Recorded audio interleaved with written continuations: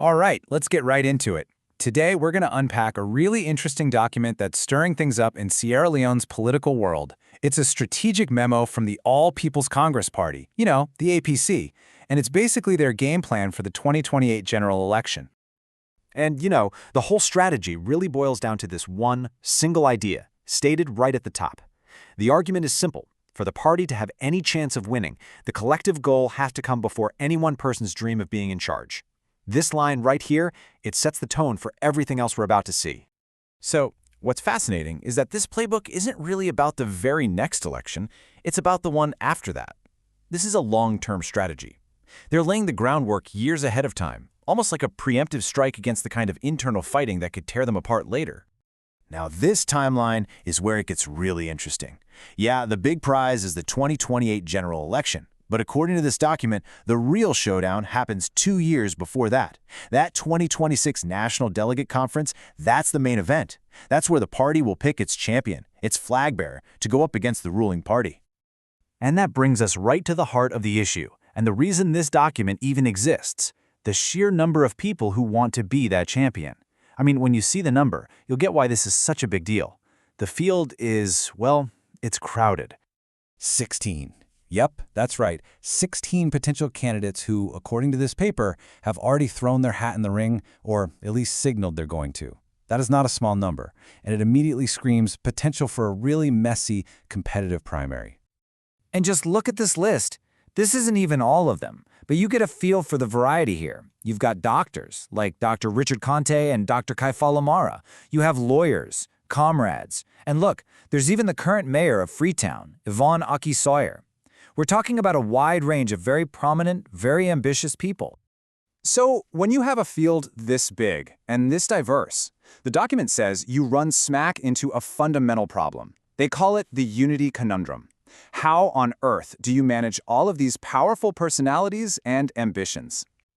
And this slide just lays out that core conflict perfectly. It's like a tug of war.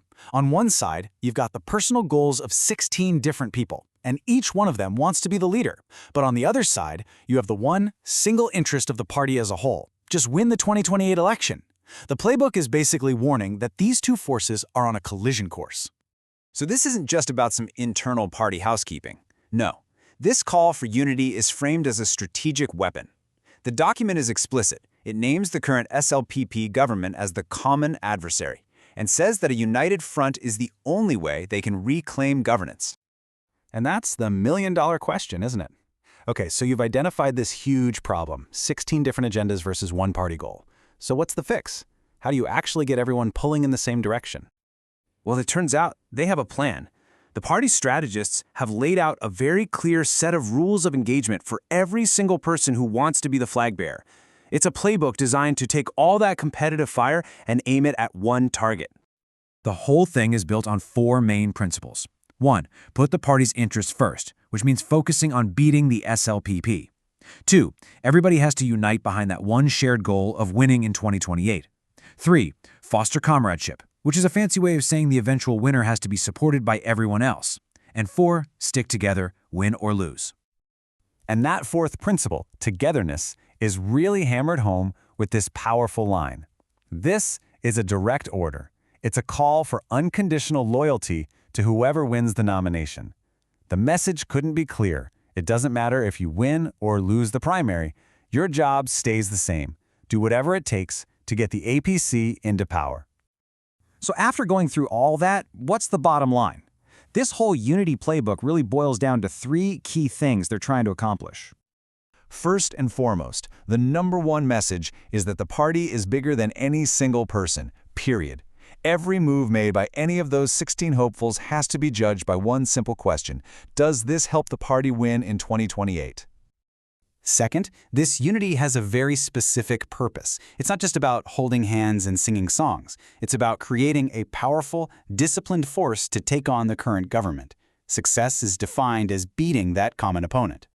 And finally, the playbook demands a certain code of conduct for what happens after the internal race is over. The losers are told, in no uncertain terms, to get behind the winner. The goal is to build a culture of support, not resentment, so the party can go into the general election with all its strength. And all of this leaves us with a much bigger, almost philosophical question that goes way beyond just the APC or Sierra Leone. They've laid out this perfect plan for unity on paper. But in the real world of politics, a world that runs on personal ambition, can a call for the greater good ever really silence that powerful individual desire to be the one on top? That's the real test they're facing between now and 2028.